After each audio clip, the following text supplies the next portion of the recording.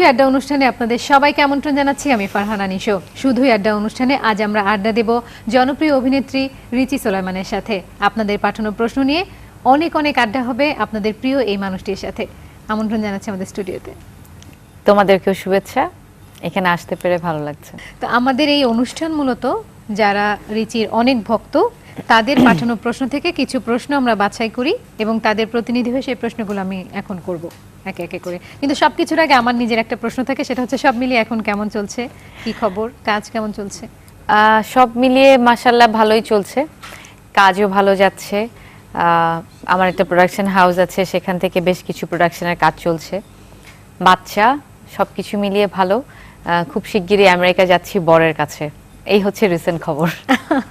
মাঝখানে কিছুদিন তাহলে আমরা মিস করব। হ্যাঁ, আমিও মিস করব সবাইকে। তো আমি প্রথম প্রশ্ন করি। প্রথম প্রশ্ন যিনি করেছেন যে মামুন কলেজ রোড যশোর থেকে যেদিন প্রথম ক্যামেরার সামনে দাঁড়িয়েছিলেন। আমি আসলে তখন এতটাই ছোট ছিলাম, নাচ দিয়ে প্রথম ক্যামেরার সামনে দাঁড়াই, 5 বছর বয়স ছিল তখন। আসলে ক্যামেরা কি জিনিস সেটা একেবারেই বুঝতাম না, সো ভয়টা একেবারেই পাইনি, ছিলও না। এরপরে 8 বছর বয়সে প্রথম নাটকে অভিনয় করি, ইতি আমার বোন, এটা মামুনের রশিদের লেখা ছিল। তো ওখানেও আমি এতই ছোট ছিলাম যে ক্যামেরা জিনিসটাই আমি বুঝতাম না। সো তারপরে যেটা হচ্ছে যে রেগুলার ক্যামেরা দেখতে দেখতে এক ধরনের ইউজ টু হয়ে গেলাম, কোনো ভীতি ভয় এগুলো কখনোই না, কখনোই কাজ করেনি। আচ্ছা। আর এরপরে প্রশ্ন করেছেন আরাফাত ঢাকা থেকেই, অভিনয় জীবনের 2 যুগ পার করেছেন আপনি, ক্যারিয়ারের এই দীর্ঘ সময় পার করে এসে কি মনে হচ্ছে বা আপনি কি সন্তুষ্ট? প্রাপ্তি প্রত্যাশা? হ্যাঁ, প্রাপ্তি প্রত্যাশা যদি আমি দুদিক থেকে হিসাব করি তাহলে আমি মনে করি যে আমি প্রতিটা ইন্টারভিউ বা সবার কাছে আমি একটা কথাই বলি যে সবকিছুরই আসলে অ্যাডভান্টেজ ডিসঅ্যাডভান্টেজ সবই আছে। হ্যাঁ, তো আমার কাজের ক্ষেত্রে, আমার ক্যারিয়ারের ক্ষেত্রে অবশ্যই আমার অনেক প্রাপ্তি আছে। হ্যাঁ, সেই হিসাবে আবার অপ্রাপ্তির ব্যাপারও আছে। তবে আমি বলবো যে আমি আল্লাহর কাছে শুকরিয়া আদায় করি প্রথমেই, আমার ফ্যামিলির কাছে, আমার মার কাছে, আমার আশেপাশে সবার বন্ধু বান্ধবের কাছে, যে আমার বয়সে একটা মেয়ে যা যা পাওয়ার কথা আমি তার চেয়ে বেশি পেয়েছি। তো অবশ্যই আমি সেই হিসাব করলে প্রাপ্তির ভারটা অনেক বেশি। নিশ্চয়ই, এবং সেটা আমরাও বুঝি। এই যে এত ভালোবাসা, দর্শকদের এত প্রশ্ন আমাদের কাছে, এটা থেকেও বোঝা যায়। আচ্ছা, এরপরে প্রশ্ন করেছেন জহির গৌরনদী বরিশাল থেকে, মাঝে বিরতি দিয়ে আবার ফিরে আসা কি ক্যারিয়ারের জন্য ঝুঁকিপূর্ণ? হ্যাঁ, আমি একদম স্ট্রেট হ্যাঁ বললাম না। হ্যাঁ, এটা অবশ্যই ঝুঁকিপূর্ণ এবং এটা অবশ্যই একটা বিষয় যে আসলে আমি ফুটবল খেলছি, খেলার মাঠ থেকে আমি মাঝখান থেকে চলে গিয়েছিলাম, তো আবার এসে যে আমি একইভাবে খেলতে পারবো সেই গ্যারান্টি কিন্তু আসলে আমরা কেউই দিতে পারি না, না আমি, না আমাকে নিয়ে যারা কাজ করবে। অবশ্যই হ্যাঁ, এবং আমি যখন ছিলাম না তখন অনেক নতুন শিল্পী এসেছেন, কাজের সিস্টেম চেঞ্জ হয়েছে, তো সবকিছু মিলিয়ে আসলে আমিও ভাবিনি যে আমি আবার আগের মতো করে ব্যাক করতে পারবো। তবে এটা সত্যি যে নিষ্ঠাটা ছিল, চেষ্টাটা ছিল, আমার ডেডিকেশনটা তো অবশ্যই ছিল, প্লাস আমি যেটা চেয়েছিলাম যে আমি একটু নিজেকে নতুন করে নিয়ে আসতে চেয়েছিলাম। তো আমার মনে হয় আমি সেটা পেরেছি, যে আগের কাজে যা যা করেছি সেভাবে না করে একটু অন্যভাবে নতুন কাজে, হ্যাঁ সেই ক্ষেত্রে আমি বলবো যে এই গ্যাপটা আমার কাজে লেগেছে এবং নতুন করে হ্যাঁ, এবং এই সময়টা যাওয়াতে আমার চিন্তা করার একটা গ্যাপ আমি পেয়েছি, যেটা আমি পরের কাজগুলোতে কাজে লাগাতে পেরেছি। এরপরে প্রশ্ন করেছেন জ্যোৎস্না ঢাকা থেকে, সম্প্রতি বড় পর্দায় অভিনয়ের সিদ্ধান্ত নিয়েছেন, কিন্তু এতদিন পরে কেন? আসলে এর আগে যেটা হচ্ছিল পুরোপুরি আমরা আসলে ডিফারেন্সিয়েট করি বাণিজ্যিক ছবি, কমার্শিয়াল ছবি, আর্ট ফিল্ম, ওরকম কিছু। তো আসলে সেগুলো না, সবকিছু মিলিয়ে আমি একটু রুচিশীল কাজ করতে চেয়েছিলাম বড় পর্দার ক্ষেত্রে।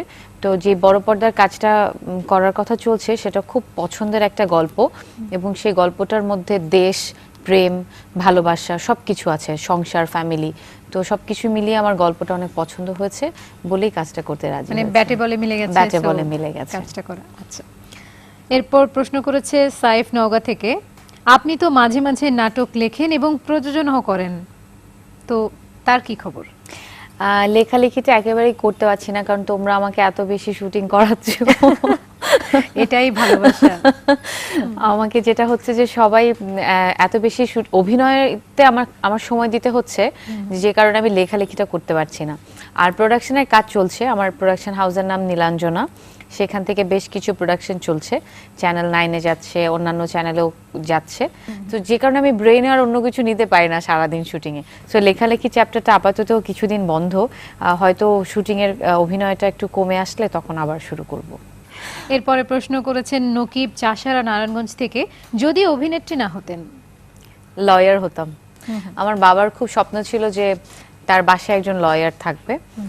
এটার একটা কারণও উনি বলতেন, সেটা হচ্ছে যে একটা ফ্যামিলিতে নাকি একটা লয়ার থাকলে যে কোনো মানুষ কিছু করার আগে, কিছু বলার আগে অনেক বুঝে শুনে তারপরে বলে বা করে, হ্যাঁ, ভয় পায়। তো সেই বিষয়টা আসলে আমার ভেতরে একটা সময় আমার বাবার স্বপ্নগুলো আমি লালন করা শুরু করলাম। তখন থেকেই একটা ইচ্ছে ছিল যে লয়ার হব, যেটা আমি হতে পারিনি, কিন্তু অনেক নাটকে হয়েছি।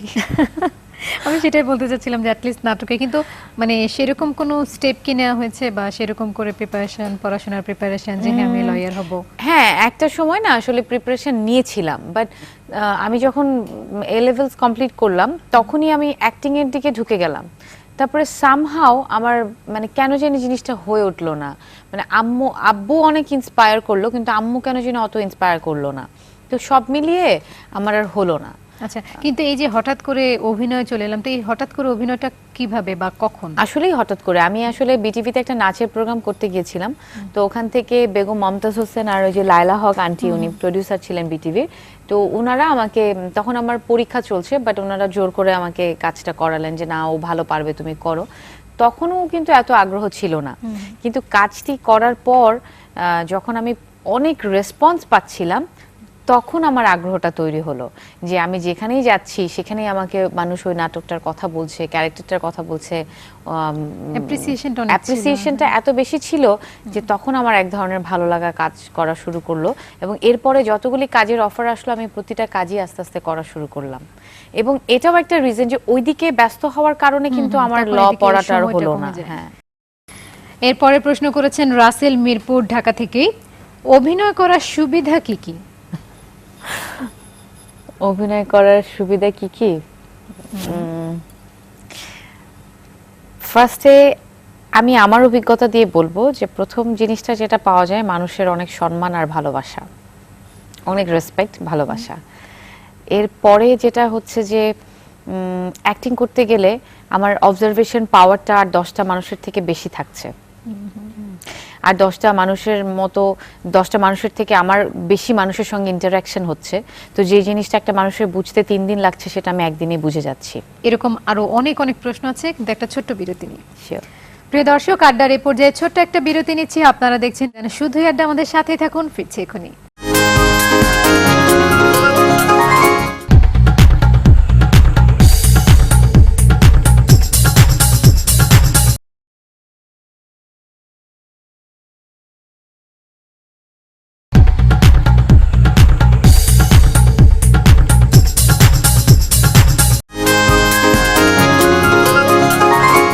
প্রিয় দর্শক, বিরতির পর ফিরে এলাম আবারও। সঙ্গে আছেন জনপ্রিয় অভিনেত্রী রিচি সোলাইমান। আপনাদের পাঠানো অনেক অনেক প্রশ্ন থেকে সব মজার সব প্রশ্ন নিয়ে আমাদের আড্ডা হচ্ছে। আশা করছি আপনারা আমাদের সাথে আছেন। আমাদের প্রথম প্রশ্ন এই পর্বের, প্রশ্নটি করেছেন আবু হাসান, কালকিনি মাদারীপুর থেকে, নিজের অভিনয় দেখে কি মনে হয়, মেয়েটি তো ভালোই অভিনয় করে? না, একদমই না। নিজের অভিনয় দেখে আসলে সবসময় একটা অতৃপ্তি কাজ করে। মনে হয় যে এটা এরকম হলে ভালো হতো, এটা এরকম না হলে ভালো হতো, এই জায়গায় কস্টিউমটা না পরে ওই কালারটা পরলে ভালো হতো।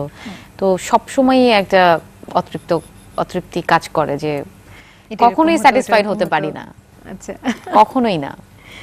পরের প্রশ্ন করেছেন শান্তা, শ্রীমঙ্গল থেকে, অভিনয়ের বাইরে যে কাজটি সবচেয়ে ভালো পারেন?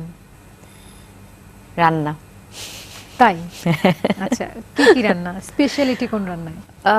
স্পেশালিটি আমার হায়দ্রাবাদি বিরিয়ানিটা সবাই খুব পছন্দ করে। এছাড়া আমার স্প্যাগেটি, কাবাব, এসব আমার ফ্যামিলির লোকজন, আমার পায়েস, আমার শ্বশুরবাড়ি, আমার বরের হচ্ছে নুডলস আর গাজরের হালুয়া খুব পছন্দ।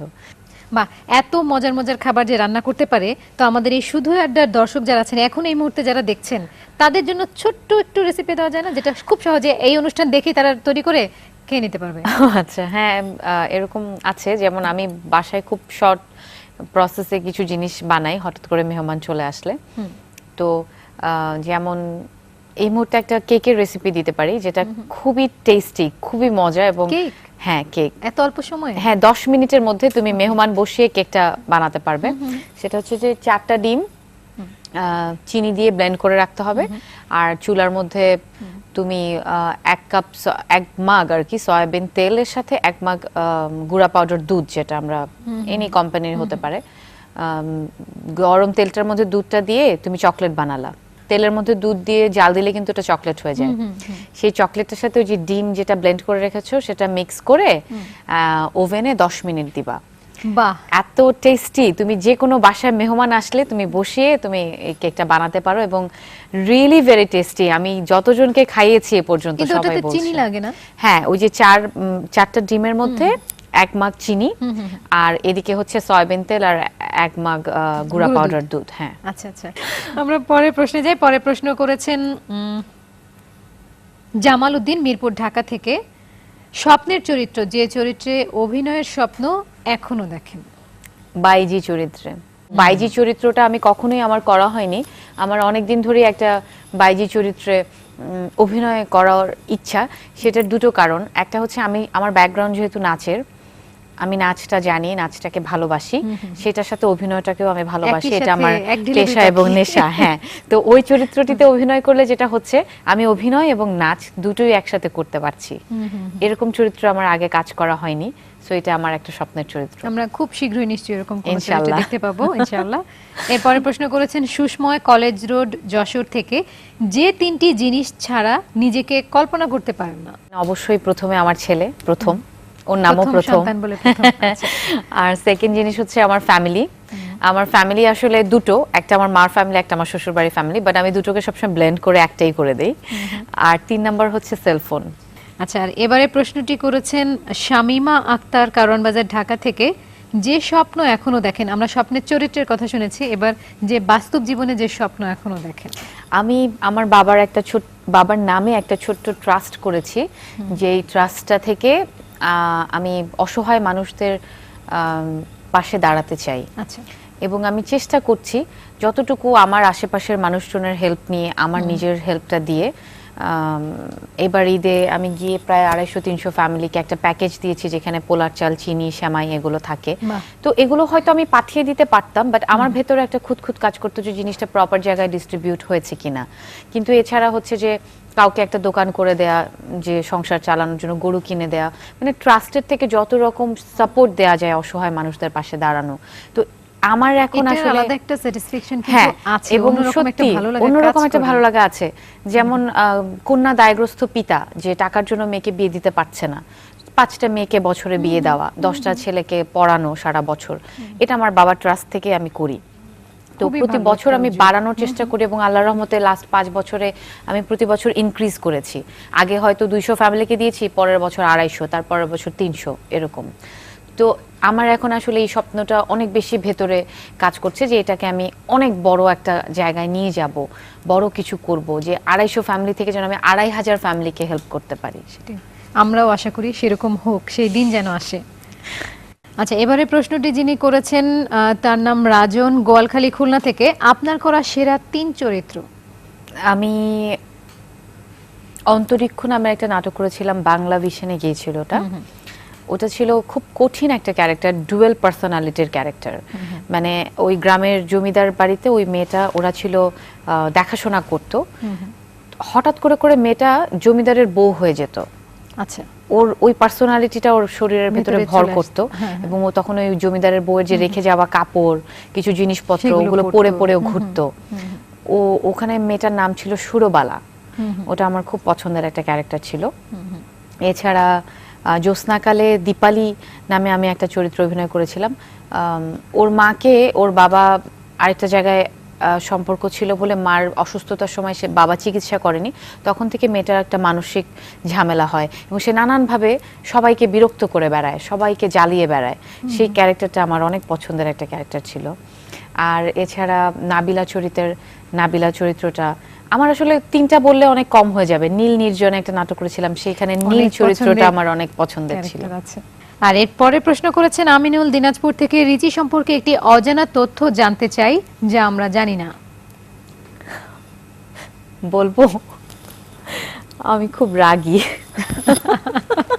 হ্যাঁ, এটা একটা অজানা তথ্য আমার মনে হয়। কারণ কি, কারণ রিচিকে দেখলে মনে হয় এত শান্ত Exactly. শিষ্ট, মানে লেজ বিশিষ্ট মনে হয় না, কিন্তু অনেক সুইট কিউট, মানে কেউ চিন্তাও করতে পারবে না যে এই না। রিচি কখনো রিয়্যাক্ট করতে পারে, অনেক রাগ করতে পারে। সেই জন্যই আমি বলছি, কারণ এটা আসলে কেউ চিন্তাও করতে পারবে না, কেউ অনেকে আছে যে বিশ্বাসই করে না। আমাকে সেটে বলে, আপা আপনি কি বলেন, আপনার রাগ আছে, মানে আপনি রাখতে পারেন, কিন্তু কিন্তু আমার সেই রাগ কি এখন পর্যন্ত কেউ দেখেছে এরকম কোনো হ্যাঁ ঘটনা? অনেকে। যাই হোক, এই রাগটা যেন আমরা কখনো না দেখি। না, সেই তোমরা দেখবা না, এটার একটা ইন্টারেস্টিং বিষয় আছে, সেটা হচ্ছে আচ্ছা। যে এই রাগটা শুধু আমার মানে একদম কাছের যারা যারা মানে আমার হাজবেন্ড, আমার মা, আমার দুই ভাই, মানে ফ্যামিলির মানুষজনই একদম বেশি দেখে। ফ্যামিলির মানুষরা বেশি দেখে আচ্ছা এটা। আচ্ছা। এই জন্যই অজানা তথ্য, কারণ বাইরের কেউ জানে না। না যাক, আমরা আরেকটা বিরতি নেই, এই বিরতিতে হয়তো বা রেসিপিটা কাজে লাগবে। শিওর। প্রিয় দর্শক, আড্ডার এ পর্যায়ে আরেকটা ছোট্ট বিরতি নিচ্ছি, আমাদের সাথেই থাকুন, ফিরছি এখনই।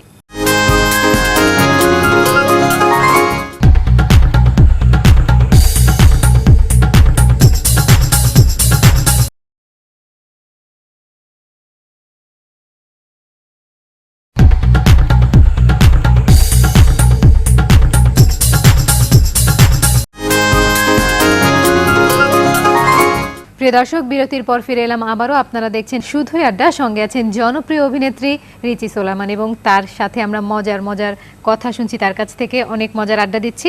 আপনারাও সাথেই থাকুন। আমি পরের প্রশ্ন যাচ্ছি। পরের প্রশ্ন আপেল সাভার থেকে করেছে।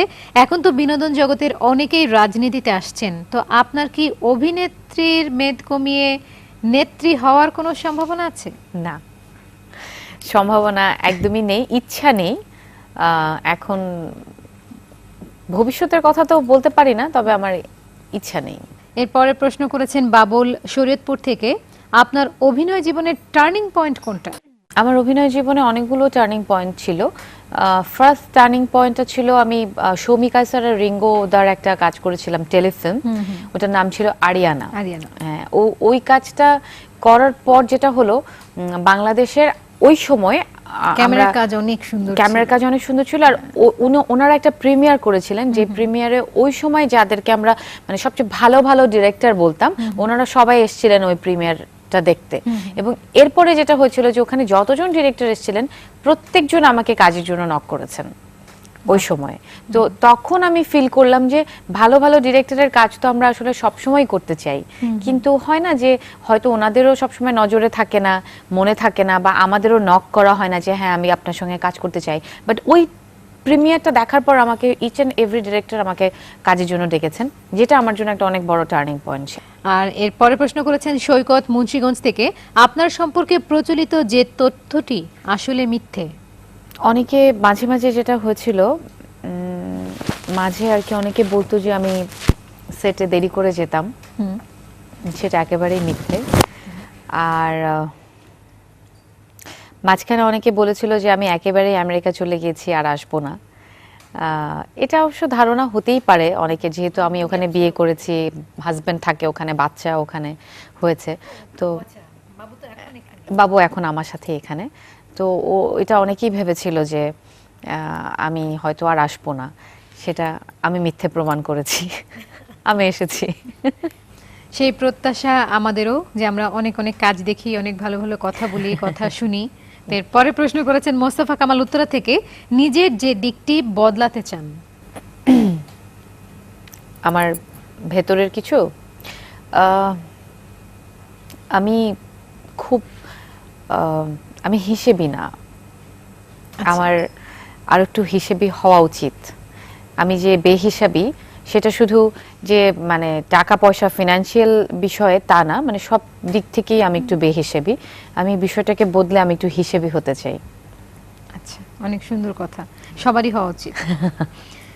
এরপরে প্রশ্ন করেছেন তাইফুর ইসলাম ফেনী থেকে, রিচি সোলায়মান কি জনপ্রিয় অভিনেত্রী নাকি ভালো অভিনেত্রী? মনে হয় দুটোই। সেটাই, দুটোই, আসলেই দুটোই। আমরা সবাই অনেক পছন্দ করি, এবং পছন্দ করি কারণ অনেক ভালো ভালো কাজ। আর আজকের এই আয়োজনের সবশেষ প্রশ্ন যিনি করেছেন রাজীব খিলকে ঢাকা থেকে, ক্যারিয়ার নিয়ে নতুন কোনো পরিকল্পনা কি আছে? আমি এখন যেটা হচ্ছে যে যে জায়গাটায় কাজ করছি সেই জায়গাটাতেই ঘুরে ফিরে কিছু ভালো কাজ করতে চাই। যেমন মুভিটার কথা তুমি বললে, সেটা শাহনেওয়াজ কাকুলি, সেরকম কিছু ভালো ছবি, ভালো কিছু এক্সক্লুসিভ নাটক যেগুলো মানুষ দেখে অনেক আনন্দ পাবে, দেখে মানুষ বলবে যে হ্যাঁ এটা দেখে আমাদের টাচ করবে অনেক। হ্যাঁ মানে টাচ করবে ভেতরে গিয়ে, এবং আমি তখন আমার ভেতরে আমি অ্যাক্টিং করে আমার টাচ করবে যে হ্যাঁ আমি একটা কাজ করেছি যেটা আমার অনেক ভালো লেগেছে। তো আসলে যে জায়গাটাতে আমি আছি ওই জায়গাটাতেই আমি ঘুরে ফিরে ভালো কিছু কাজ করতে চাই। সেরকম অনেক অনেক ভালো কাজ হোক সেই প্রত্যাশা, এবং অনেক ধন্যবাদ আমাদের সবার পক্ষ থেকে আমাদেরকে সময় দেওয়ার জন্য। তোমাকে অনেক ধন্যবাদ, বৈশাখী টিভি সবাইকে আমার অনেক ধন্যবাদ, এবং আমাকে এখানে আমন্ত্রণ করার জন্য স্পেশালি সবাইকে ধন্যবাদ। ধন্যবাদ। প্রিয় দর্শক, আপনাদের পাঠানো প্রশ্ন নিয়ে জনপ্রিয় অভিনেত্রী রিচি সোলাইমানের সাথে অনেক আড্ডা হলো। আশা করছি আপনাদের অনেক ভালো লেগেছে। শুধুই আড্ডা আজ এই পর্যন্তই। বিদায়ের আগে জানিয়ে রাখি, প্রতি পর্বের একজন সেরা ব্যতিক্রমী প্রশ্নকারী পাবেন কক্সবাজারের হোটেল দ্য কক্স স্টুডিওতে সঙ্গী সহ 2-3 দিন থাকার আকর্ষণীয় সুযোগ। সুতরাং দেরি না করে পাঠান অনেক মজার সব প্রশ্ন। আপনাদের পাঠানো প্রশ্নে আগামী পর্বে আড্ডা হবে আপনাদের পছন্দের নতুন কোনো অতিথির সাথে। সে পর্যন্ত সবাই ভালো থাকুন, সুস্থ থাকুন। আমি ফারহানা নিশো বিদায় নিচ্ছি। ধন্যবাদ সবাইকে।